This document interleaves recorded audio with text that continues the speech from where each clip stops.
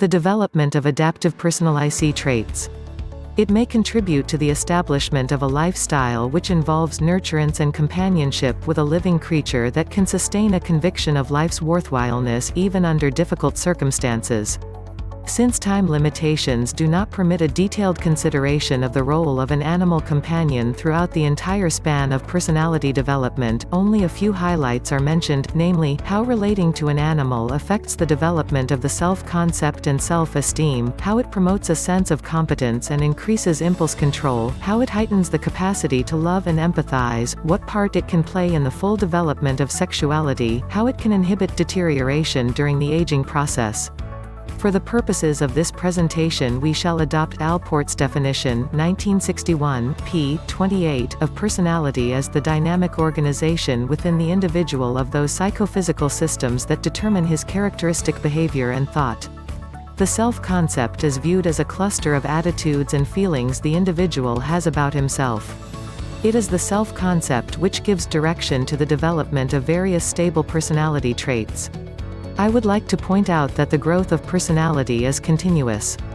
It cannot be broken up into distinct periods.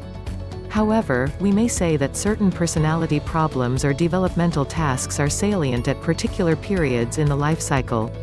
In grappling with these tasks I see the individual as potentially turning to an animal companion as one resource among many. Obviously, the role of the pet will change not only as the needs of his owner change but according to the total number of inner and outer resources available to the individual in his growth struggles. Animal companions have their strongest impact during middle childhood and old age.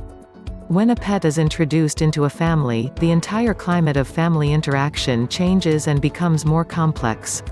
Not only does each member of the family interact with the animal in his own characteristic way, but family members interact with each other over the pet. Feelings of rivalry, possessiveness, jealousy can emerge just as with the advent of a new child or sibling. Well handled by the parents, this situation can provide an opportunity for working through similar feelings about siblings which have hitherto not been dealt with. Similarly, the promotion of a nurturant, considerate attitude toward the pet can involve the entire family in a cooperative enterprise aimed at the good of the animal which at the same time promotes the closeness of the family members. Children who become the parents of a pet may develop a more realistic view of their own parents and parenting functions, not only nurturant but disciplinary in nature.